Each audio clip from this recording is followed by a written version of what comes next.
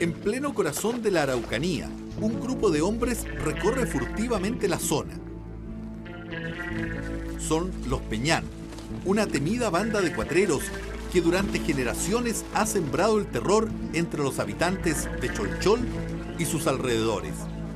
Es el verano del año 1980, encabezados por el viejo patriarca Pedro y sus hijos Celso, José Miguel y Bernardo, los Peñán ejecutan un nuevo golpe.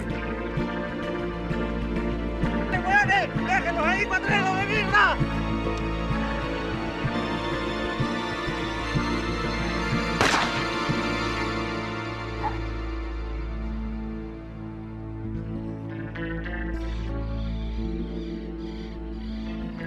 Los Peñán no tienen contemplaciones y su víctima herida solo puede observar con impotencia cómo los legendarios cuatreros se alejan con sus animales.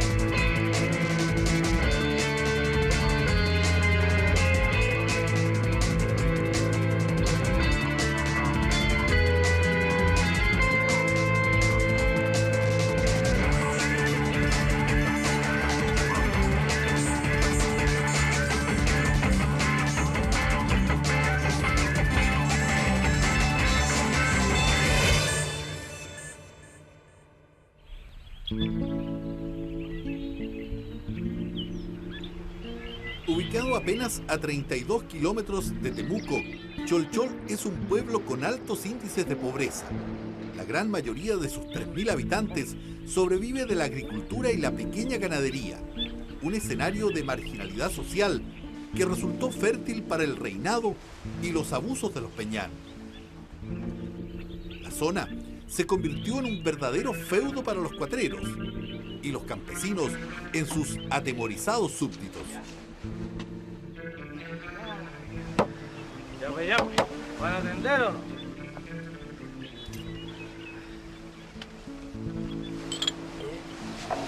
¿Qué miran tanto?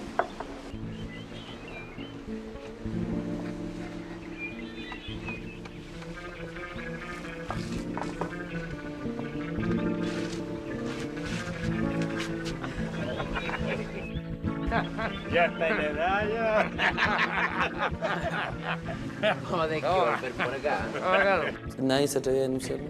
Eran damas y señores del sector ese comprendido entre Cholchol y Galvarino. Pasaban a casa cualquiera que encontraba luz y la gente tenía la obligación de darle de comer. Un plato de comida, cualquier cosa, o vino, lo que sea. Cholchol, Nueva Imperial, Carahue, eran zonas que conocían a esta gente, a los Peñanes, y por el solo apellido, por el solo hecho de nombrarlo, ya se generaba un respeto y un temor y un miedo. ¿Y la gente no los delataba? No, la gente no los delataba por temor, porque si ellos sorprendían a una persona, lógico que podían ser agredidos. Durante décadas, el poder de los Peñán parecía incontrarrestable, incluso para los esfuerzos de la policía. Pese al paso del tiempo, el temor aún se puede olfatear en los introvertidos habitantes del pueblo. Muy pocos se atreven a entregar su opinión. ¿La gente les tenía mucho susto aquí? Tenían todo susto. ¿Ah? Le tenían todo susto. El temor se transformó en leyenda y de boca en boca llegó hasta la guitarra del conocido folclorista de la zona, René Nostroza. En un pueblo campesino una familia murió. Se apellidan los Peñanes, todo el mundo les temió. Una canción que reflejaba la historia de una familia que eran rotos agallados. Bueno para los combos, bueno para las fiestas, eran tipos que tenían su propia ley. Hoy la gente los recuerda y en el pueblo de Cholchol los Peñanes se impusieron con su fuerza y su razón. Hoy la gente los recuerda y en el pueblo de Cholchol los Peñanes se impusieron con su fuerza y su razón. Durante los últimos 40 años, aquí en Cholchol y sus alrededores, el apellido Peñán ha sido sinónimo de miedo y terror. Cuatreros, bandoleros, asaltantes de caminos, al igual que en el lejano oeste americano, la banda ha amenazado con transformar esta zona en una verdadera tierra sin ley. Dispuestos a matar y a morir, los Peñán han cobrado numerosas víctimas, pero también han sufrido bajas. La primera de ellas fue José Miguel, hijo mayor de Pedro Peñán, el jefe de la banda. Conocido como el Chocho, José Miguel murió en noviembre del 81 baleado en una cancha de fútbol, presumiblemente en un intercambio de disparos con la policía que trataba de capturarlo. En octubre de 1983, una nueva muerte enlutó al clan de los Peñán.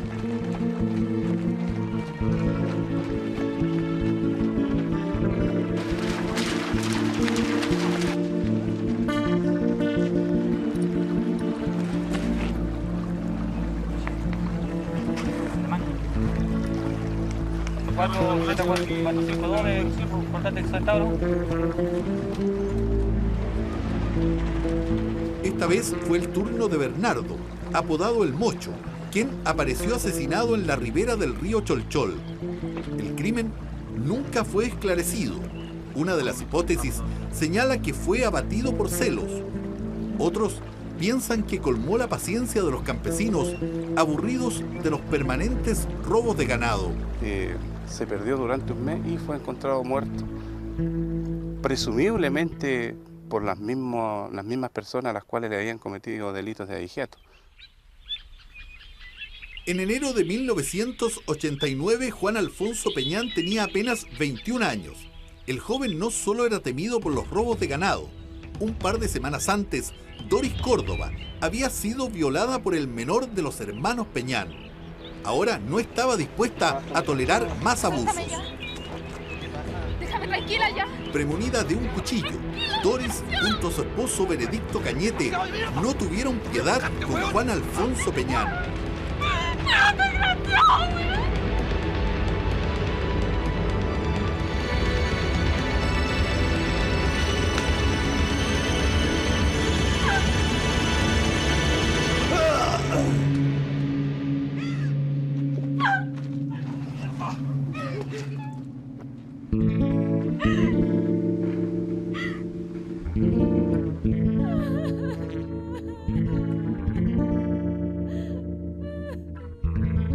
En realidad, la historia de los Peñán se ha escrito en esta zona a sangre y fuego.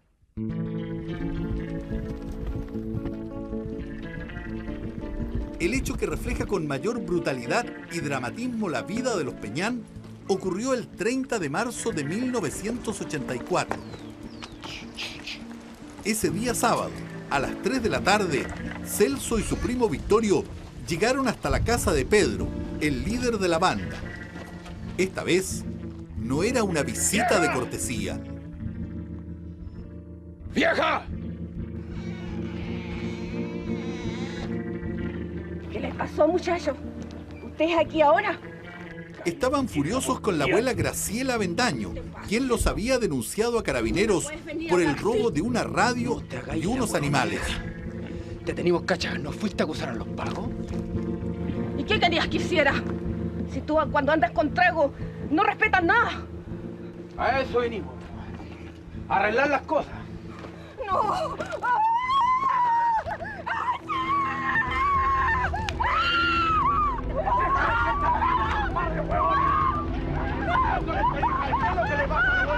La brutal golpiza a la mujer provocó la inmediata reacción de Pedro, padre de Celso y tío de Victorio. Para que no estáis nada hablando con un cabro chico aquí, ¿eh? ¿Se van a tirar solos conmigo también? A ver si te quedan ganas ahora. ¡No, tu padre!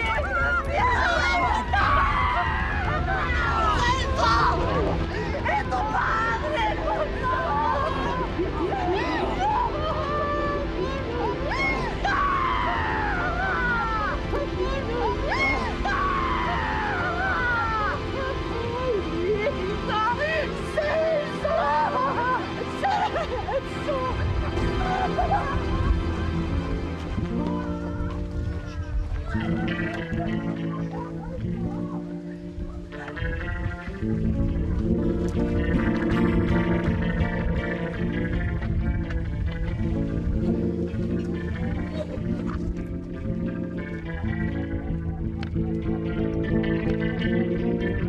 Así se escribió el triste final de Pedro Peñán. Por 6 cerdos que se habían robado, el padre ya un poco agotado y ya con los años que habían transcurrido, delata a su hijo y al sobrino que ellos habían robado los 6 cerdos, de lo que estos tomaron conocimiento. Por tal razón, un día X tomaron la decisión, después de haber estado ingiriendo licor, y le dieron muerte al padre.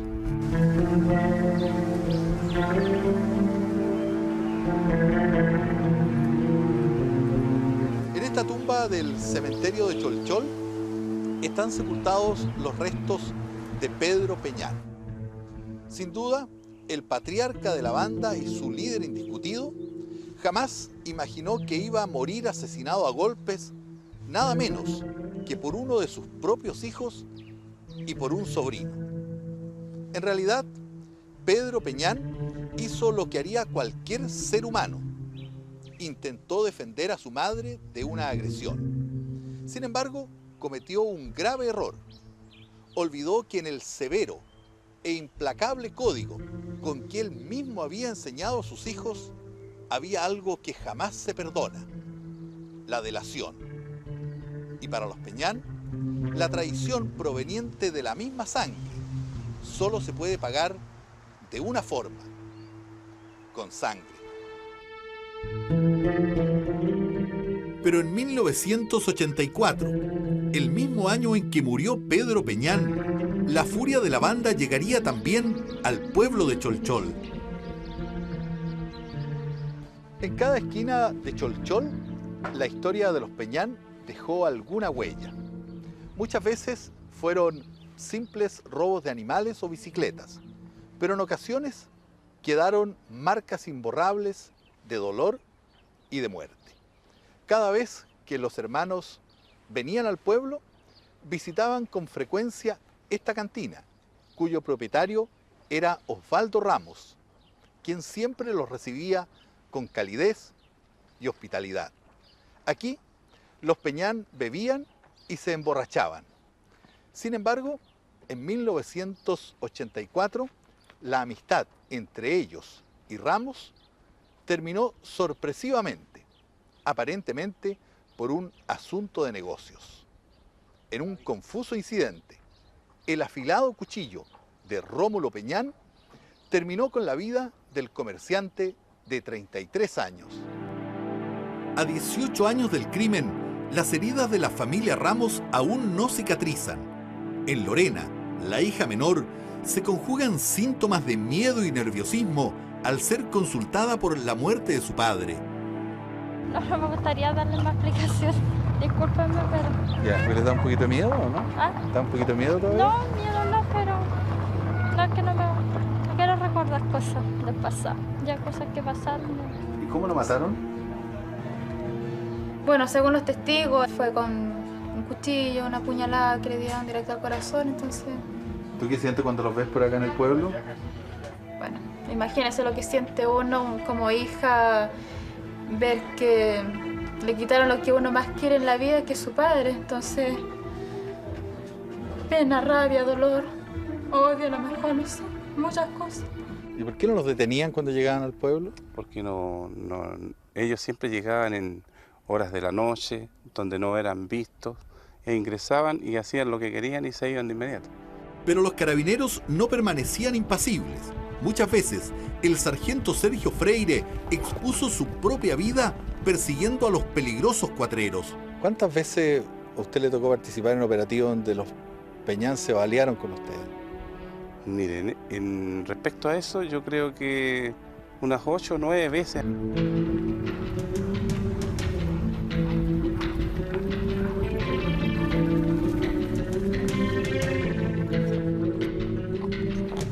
En muchas oportunidades, los Peñán escaparon de capturas que parecían inminentes.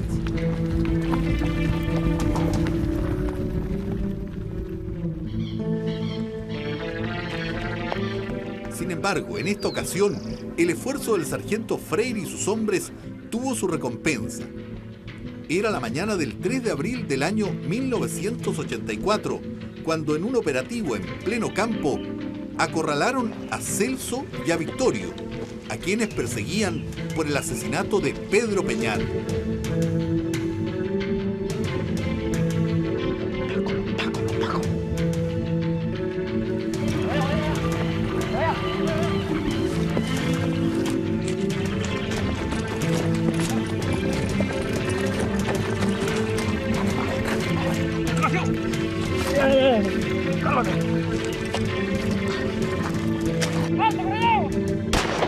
El Celso prometió que nunca lo iban a agarrar vivo.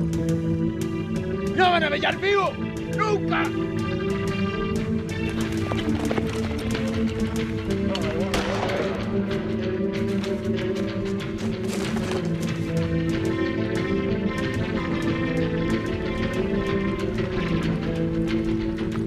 Ellos no le tenían ningún miedo a ustedes tampoco, ¿no? No, no tenían miedo. Ellos no conocían el miedo, hasta última hora. Los carabineros seguían pisándole los talones a Celso Peñán, quien con la muerte de Pedro se había convertido en el nuevo jefe de la banda. Sin embargo, la confianza y una aventura sentimental serían su perdición. ¡Carabineros, ahora de inmediato! ¡Carabineros, ahora! Y después de haberlo sorprendido en una casa de unos vecinos, la rodeamos, pero como era de paja, salió por la parte posterior. ¡Por favor! ¡No, corra! Ese día, las amenazas y la arrogancia de Celso Peñán quedaron solo en palabras. Sorprendido por la rápida acción de los carabineros, el fiero jefe de la banda no pudo oponer mayor resistencia. La caída de Celso representó un fuerte impacto para el grupo de cuatreros. Los hermanos y primos se replegaron a sus casas ubicadas en una oculta quebrada a 4 kilómetros de Cholchol, un sector conocido como el Valle de los Peñán. Con su líder en la cárcel y luego de 4 muertes violentas al interior de la familia, los golpes de la banda se hicieron cada vez más esporádicos, limitándose básicamente a pequeños robos de ganado. Pero los Peñán habían nacido y se habían criado en la cultura del delito. El abigeato era su forma de vida y no estaban dispuestos a cambiarlo.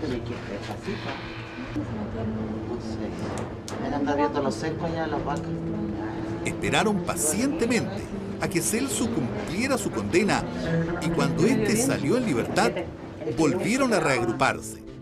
El sábado 2 de abril de 1994, Pedro Peña salió como todos los días a trabajar su taxi en las calles de Nueva Imperial. Sin embargo, extrañamente esa noche no regresó a su hogar, provocando la angustia de su familia, que denunció el hecho a carabineros. Al día siguiente, la policía descubrió su automóvil en un solitario camino del sector de Chivilcán. Al interior había huellas de sangre y de violencia, lo que aumentó la preocupación y el temor de su esposa. Siempre pensé que iba a llegar, que estaba vivo. Yo le pedía a Dios que me lo entregara, que que hiciera lo posible para que nada le hubiera pasado, que solamente lo hubieran secuestrado, que hubieran cobrado dinero, no sé. Tenía la esperanza que en algún momento iba a llegar a la casa. Conocimiento a esta hora es ruta. El hallazgo entregaba señales claras sobre un posible asalto. De inmediato, se iniciaron intensos operativos en la zona para dar con el paradero del taxista. 4 días más tarde, las malas noticias golpearían a la familia de Peña y a la comunidad de Nueva Imperial.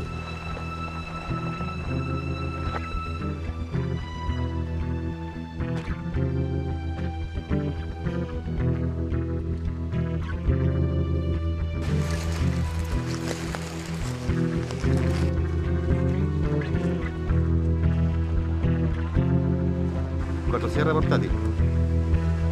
A esta hora fue encontrado el cadáver en el interior de un bosque de eucaliptos a orillas del camino que conduce al lugar de Izahue. Varios de sus colegas concurrieron hasta el lugar donde apareció el cadáver y fueron testigos de una macabra escena. Vimos, por ejemplo, la forma que está amarrado, que era típica manera que se le dice acá cuando se mata un cordero, que es de las 2 manos y un pie. Y se notaba que había sido maltratado y que le habían pegado con un palo. Y aparte de eso tenía un tipo de alambre en el cuello, al cual estaba su cabeza grande y morada. O sea, daba para pensar que eran cuatreros que esta vez habían actuado contra una persona. Claro, eso se pensó, porque bueno, acá por la comuna es lo más que se ve, así que... Y la forma de matarlo es típico eso. Lo amarraron de una forma atroz, lo golpearon primero y aparentemente cuando lo fueron a tirar le pegaron con una estaca en la cabeza. Las esperanzas de la familia de encontrarlo con vida se desvanecían completamente. El taxista Pedro Peña dejaba a su esposa y a 2 pequeñas hijas de 4 y 6 años.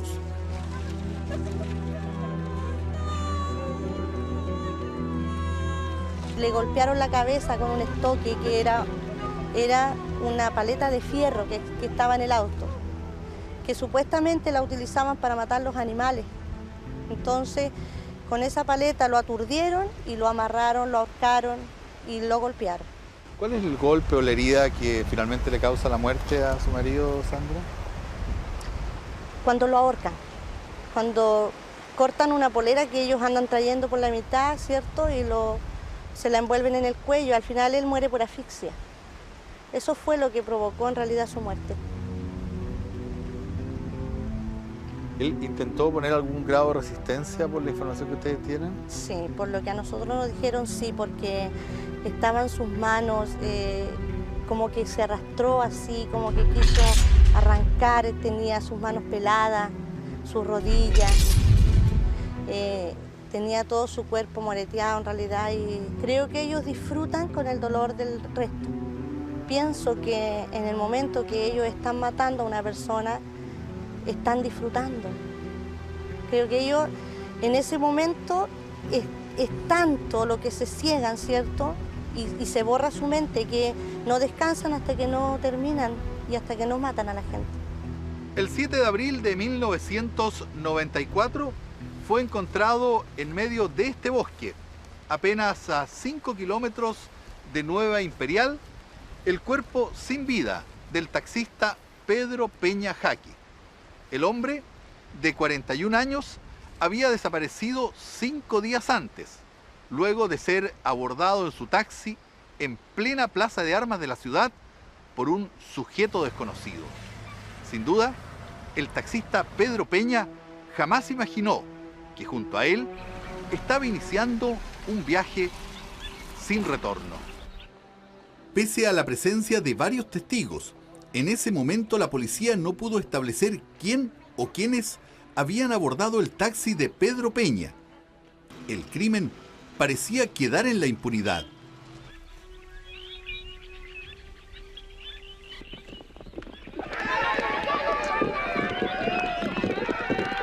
El 24 de noviembre del año 1996, los hermanos Peñán volvieron a sembrar el terror. Ese día, un apacible domingo como tantos otros, los campesinos de este lugar disfrutaban de una alegre jornada de carreras a la chilena.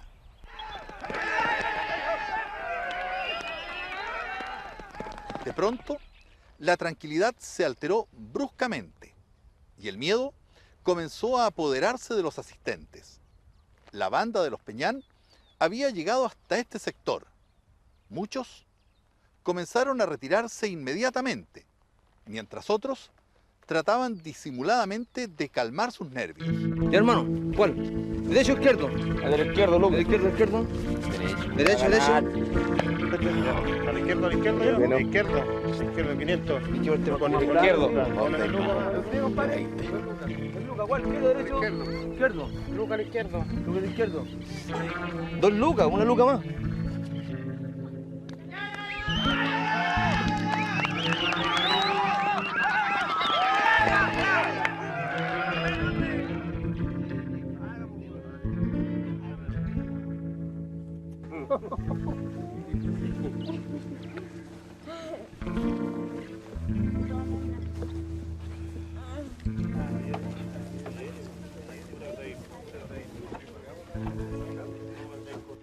Estaba claro que los Peñán no venían hasta acá como simples espectadores y muy pronto harían honor a su fama de fríos y sanguinarios asaltantes.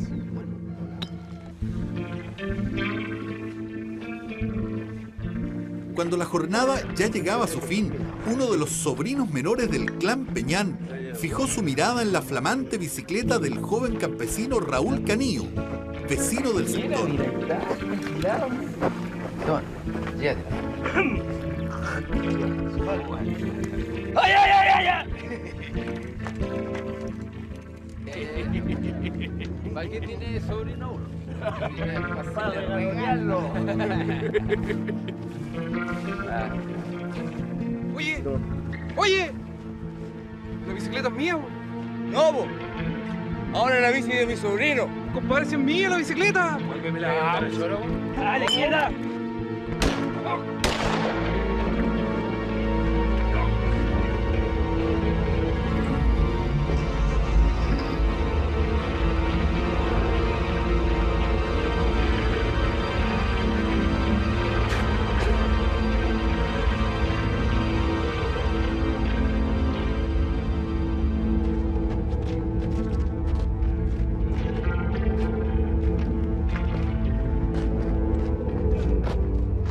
Alertado por los disparos, Segundo Canillo, padre de la víctima, corrió desesperadamente en defensa de su hijo y también fue brutalmente golpeado por los Peñán.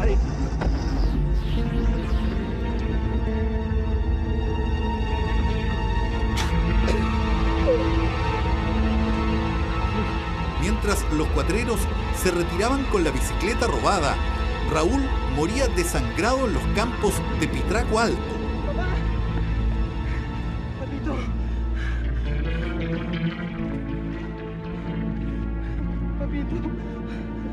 Mientras que su padre quedaba herido de extrema gravedad.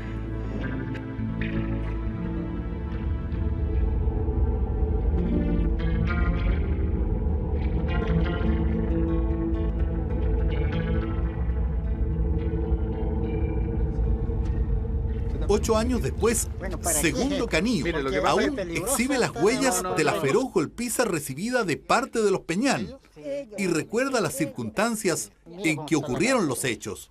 Le quitaron la bicicleta, creo, y por salvar su bicicleta lo agarró de la mano y no lo largó y ahí lo tajaron. Así fue la muerte, un salto que lo hicieron mi hijo. Y al final me dejaron sin hijo, eso caramba. Cuando lo encontré ya lo estaban asesinando. Cuando usted llegó al lugar, ¿a su hijo le estaban pegando en ese momento? Lo estaban pegando ya. ¿Con quién se encuentra usted en ese momento? Yo le dije, miren, déjenme el hijo. Cuando le dije así, uno por detrás me acuerdo que me pegaron un palo, pero más allá no sé. No supe más. Me dejaron muerto y ya, listo. Ahí me tajearon, ahí me patearon, no sé qué cosa me hicieron. ¿En qué condición estaba tu papá cuando tú lo encuentras? Muy grave, muy grave. ¿Y tú te das cuenta que tu hermano estaba muerto? Sí, me doy cuenta porque le levanté la cabeza así y no respiraba nada. Él trató de defender su bicicleta. Sí, la bicicleta, que claro que estaba retirado unos mechitos ahí. Y pasaron el camino a quitarle la bicicleta. Y él va a retirar la bicicleta y ahí se le amontonaron esto. Encontré a mi hijo botado, señor, y todo degollado. todo de coño, igual que un animal. Y un tajo, 2 tajos aquí, un tajo por acá y otro tajo por acá. Encima aquí en la pierna fue un balazo. A diferencia del crimen cometido contra el taxista en Nueva Imperial, ahora no había dudas. En Pitraco Alto, muchos conocían a los Peñán. La policía estaba tras sus pasos y lograba establecer con total precisión cómo había ocurrido el asesinato de Raúl Canío. Lejos de arrancar, de huir, toman la bicicleta y se van. O sea, la bicicleta no, en ningún momento la soltó y se van con la bicicleta hacia su casa.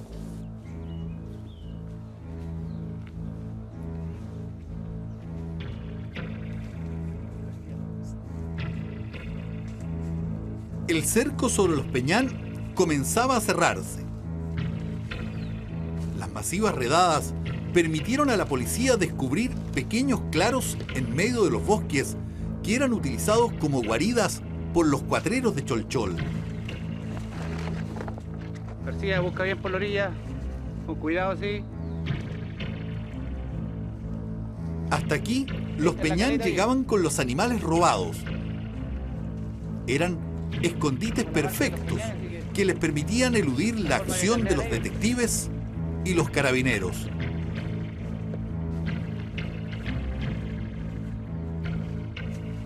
El transporte de estos animales, que se realizaba a través de 70 a 80 kilómetros, era no usando camino. Lo que en jerga campestre se llama lo derecho, es decir, usando vías informales. Esta gente llegaba a este sector, como ustedes pueden apreciar, es un bosque común y corriente, pero al internarse en él se dan cuenta de que son unas verdaderas cuevas, en donde se producían los faenamientos, se producía la matanza de los animales, para posteriormente llegar a la ciudad ya con piezas de carne, para comercializarla, digamos. Aquí abajo hay una especie de cuevas, que llamamos nosotros, donde escondían los animales. Esto prácticamente era un cementerio de animales, de restos animales, de restos cadavéricos, de huesos, de crines. Los animales eran colgados aquí arriba y se producía la muerte y el faenamiento. ¿Cuántos días se quedaban ellos acá cada vez que llegaban a este lugar? Eso era variable, pues habían 3, 4 días, dependiendo de la cantidad de animales que trajeron. El comisario Gilberto Loch recuerda que los Peñán eran astutos y conocían cada centímetro de la zona. Pero, ¿qué convirtió a simples cuatreros en fríos asesinos? No hacían comentarios. Yo diría que los grandes exabruptos, entre comillas, por decirlo de alguna manera, que fueron sus 2 homicidios, fueron casos aislados. ¿Ya? La mayor cantidad de delitos fueron abigeatos, robos de animales. ¿Ya? O sea, no eran grandes golpes planificados ni con grandes sumas de dinero por medio, ¿no? En ningún caso, y hay ejemplos claros al respecto. Recuerdo que en una ocasión en Carahue robaron 2 animales, 2 caballares, que eran de alto valor. Estos caballos fueron trasladados desde Carahue a Temuco. Cada caballo costaba alrededor de 4 millones de pesos. Eran caballos corraleros, finos, y fueron comercializados en 40.000 pesos. ¿Ya? Fueron sacrificados acá en este mismo lugar y posteriormente fueron entregados a carnicerías clandestinas. Es el 12 de diciembre del año 1996. ¡Alexi! ¿Qué pasa? ¡Weón, los pacos! ¡Mira por allá, weón! ¡Anda, ve la ventana, weón! 3 semanas después de ocurrido el crimen contra el campesino Raúl Canío, un grupo de carabineros fuertemente armados rodea una casa en una población de Lautaro a 30 kilómetros al sur de Temuco.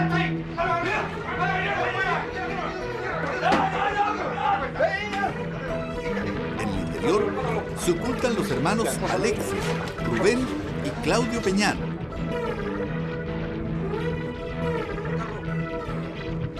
Los carabineros han llegado hasta el lugar alertados por la denuncia de un vecino. La rápida acción de los policías desbarata los desesperados intentos de resistencia de los cuatreros. Los 3 hermanos Peñanes, yo diría los lugartenientes de Celso, que son Rubén, Alexis y Claudio. Ellos fueron detenidos en la localidad de Lautaro, portando armas de fuego. Hubo una resistencia violenta a la detención, pero finalizada esta resistencia se produce la cooperación en base a la evidencia reunida. Algunos de los detectives que participaron en las pesquisas recuerdan la particular fiereza de los hermanos Peñán. ¿Recuerdas algo en particular que les haya dicho en ese momento Peñán cuando lo detuvieron? A un colega lo amenazó de muerte. Y hasta que fue entregado a la cárcel, lo siguió, le dijo que a lo mejor la cara no se lo olvidó nunca, porque donde lo veía ¿Y qué le decía? Que lo iba a matar.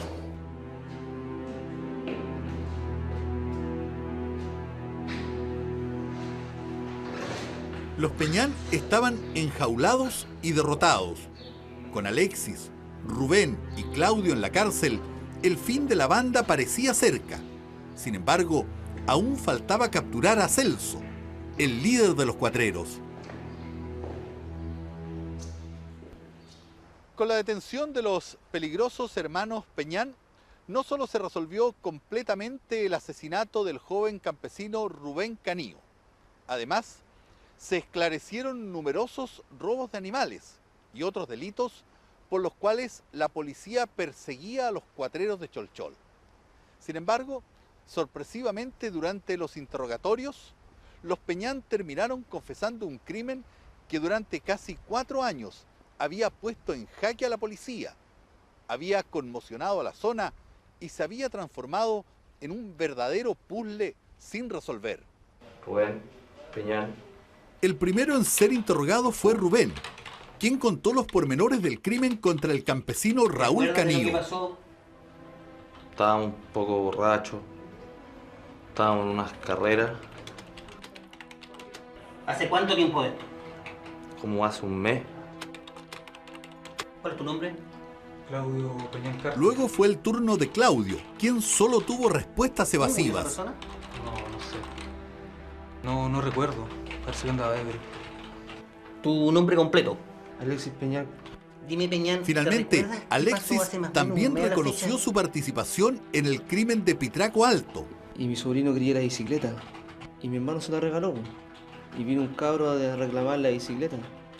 Y nosotros estábamos curados y yo le pegué 2 balazos. Pero además, sorpresivamente, confesó su autoría en el crimen del taxista Pedro Peña en Nueva Imperial. ¿Los del taxista también? A ver, ¿cuál taxista? El de acá de Nueva Imperial. También lo matamos. A ver, perdona, ¿también lo mataron? Sí, mi cabo. La historia del crimen del taxista estaba clara. El final de Pedro Peña comenzó a escribirse cerca de las 7 de la tarde del sábado 2 de abril de 1994, en plena plaza de armas de Nueva Imperial. Hasta allí llegó la amenaza de los Peñán. El primer contacto de Celso fue con el taxista Patricio Contreras, a quien le pidió que lo trasladara hasta Cholchol. Estaba acompañado de su hermano Rubén, que parecía camuflarse detrás de un árbol. Una simple corazonada le salvó la vida al taxista Contreras al rechazar lo que parecía una atractiva carrera. Conversé con ellos y al decirme que iban hacia Cholchol, yo no quise hacerlo. ¿Qué aspecto tenían? ¿Cómo eran ellos? Mira, uno era más o menos como de mi porte, el otro era más bajo. Eran morenos, ejemplo, pelo largo, uno tenía un chaquetón café y el otro andaba con un bolsito como de deportivo chico. ¿Hubo algo de ellos que te hiciera sospechar, dudar o temer? Sí, fue porque era tiempo de verano y uno andaba con un chaquetón café. Y generalmente en esa fecha uno nunca anda siempre algo más liviano. Y el aspecto también del bolso, que se notaba que no llevaban nada. Y eso, aquí no es típico que alguien viaje a un lado y no lleve nada. No me acuerdo bien, pero parecía que había otros detrás de la garita, o sentado en una esquina. ¿Mal aspecto tenían? Sí, tenían mal aspecto.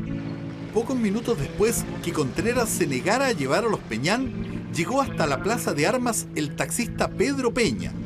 Sin que su colega alcanzara a advertirle de sus sospechas, fue abordado por Celso Peñán. Voy a Cholchol, ¿me puede llevar a Cholchol?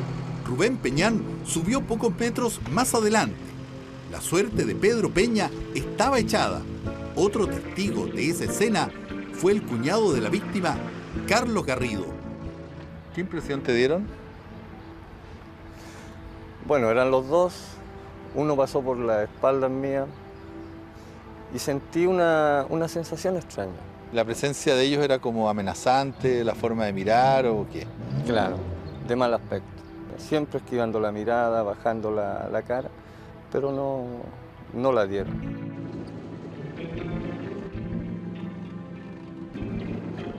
¿No te dio la tentación de decirle a tu cuñado, ten cuidado, estos tipos me dan mala espina?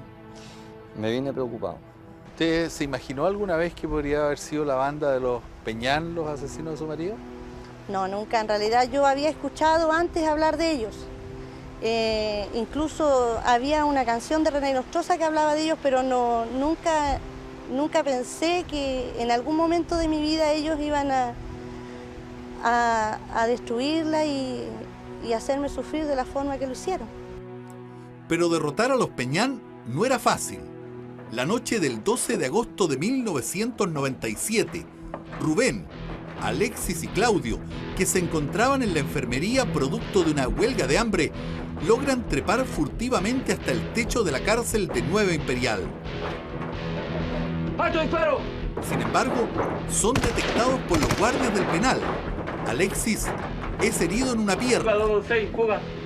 Y la oportuna acción de los gendarmes impide su escape. ¡Corre, weón! ¡Corre!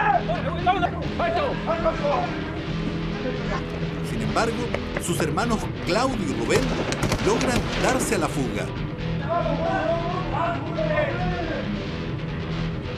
Paralelamente, la policía continuaba tras los pasos de Celso, el líder de la banda, quien se les escapaba una y otra vez, e incluso se daba tiempo para las burlas y las ironías. Dice, señores policías, no me derriben la puerta porque no estoy en la casa. Salí pero volveré y nos encontraremos luego. De antemano, gracias.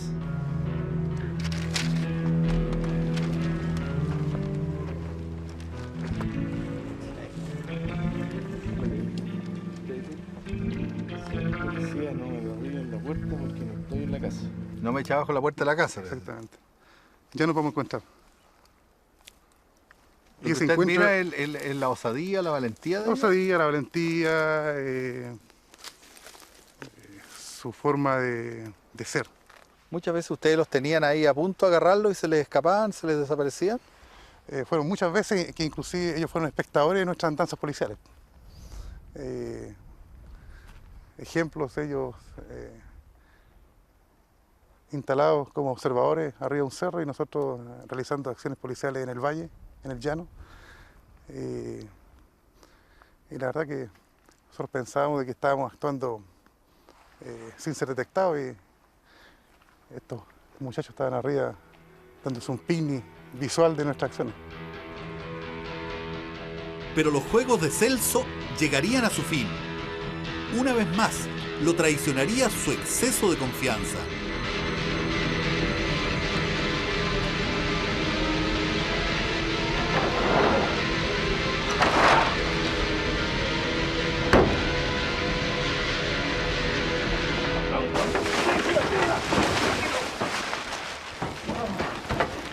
Al ingresar fui el primero. ¿Cómo ingresaste? Dándole un puntapié a la puerta. Entonces saltó el candado y en ese momento, ¿no es cierto?, ingreso con mi arma de servicio y el tipo me lanza un hachazo, ¿no es cierto?, que me pasó silbando en la cara. Fue una cuestión de segundo que alcanzo a reaccionar, ¿no es cierto?, y me pasa silbando e impacta en la puerta. Fue ahí cuando logré, ¿no es cierto?, tomarle el hacha y empiezo a forcejear. ¿Era fuerte el tipo? Era fuerte, tenía harta fuerza, peleaba con una fiera. Incluso éramos alrededor de 3, 4 detectives que tratamos de reducirlo y era muy difícil. Nos amenazaba de muerte, ¿Qué les decía? A ver. Por ejemplo, cuando salga, los voy a matar, a ti sobre todo. ¿A ti te decía eso? Claro, a mí en particular me amenazó de muerte. Herbert, en esta foto apareces con uno de los Peñán. ¿Quién es, cuál de los Peñán es y bajo qué circunstancias fue tomada esa foto? El Rubén Peñán. Eso fue en circunstancias que nos encontramos realizando una reconstitución de escena de un homicidio de un taxista que ocurrió cerca de Nueva Imperial. El oficial Herbert Viveros participó en numerosos operativos para desbaratar la banda de los Peñán. Uno de ellos tuvo lugar en la comuna de Huechuraba. Un llamado anónimo les informó que Claudio Peñán había buscado refugio en Santiago y que se encontraba trabajando en una construcción. Estaba trabajando en una construcción, obviamente andaba arrancando. Nos colocamos cascos, pasamos como obreros, nos ensuciamos, cosa que nadie supiera que andábamos en el lugar. Recuerdo que fue en un segundo piso.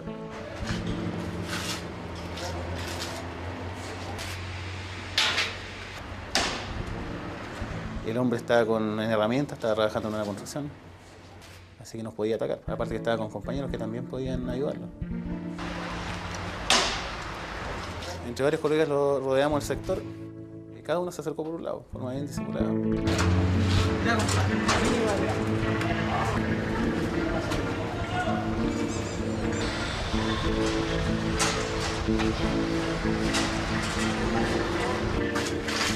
Ya, quieto, quieto.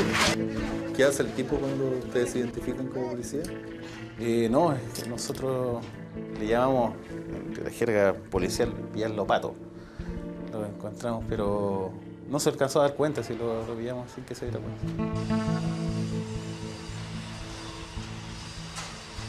En este lugar, la pequeña cárcel de Nueva Imperial, están recluidos 3 de los más peligrosos de los Peñán. Partiendo por Celso, el jefe de la banda, y quien fue nada menos que el autor del crimen contra su propio padre. Aquí están también Rubén y Alexis, los 3 cumpliendo penas de entre 15 y 20 años de prisión. El resto de la banda está repartido en los penales de Lautaro, Galvarino y Temuco. Con todos los hermanos y primos en la cárcel, la calma ha imperado por primera vez después de muchos años en esta zona. Sin embargo, con los Peñán nunca se sabe y nunca está dicha la última palabra. Basta recordar que hace 5 años, 2 de ellos se fugaron desde este mismo lugar. Y no resultaría extraño que en el futuro alguno de ellos volviera a intentarlo. ¿Hay nuevas generaciones de Peñán que se están formando en esto de la vigilancia? Bueno, hemos visto varios Peñanes adolescentes, digamos. No tenemos mayor acceso a ellos. Yo diría de que este mito de los Peñanes se está terminando porque la ciudad ha llegado a ellos. La ciudad los rodeó. La ciudad los rodeó. Pero pese a todo, la historia de los Peñán en la zona no se ha escrito en blanco y negro. Narciso Peñán y su hijo René son 2 honrados campesinos de Cholchol que han debido cargar con el pesado estigma de un apellido que se ha transformado en una verdadera leyenda negra en la Araucanía. Que los otros le dicen los Peñanes malos y a mí dicen los Peñanes buenos. Esa es la diferencia que hay.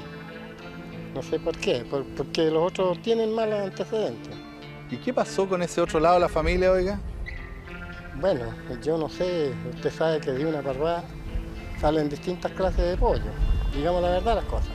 Negro, blanco y así es la cosa. Entonces, hasta ahí no puedo yo comprender por qué fueron así. No, antes no eran así, sino que de repente agarraron la carrera, los jóvenes. Y el veterano también, que era mi hermano.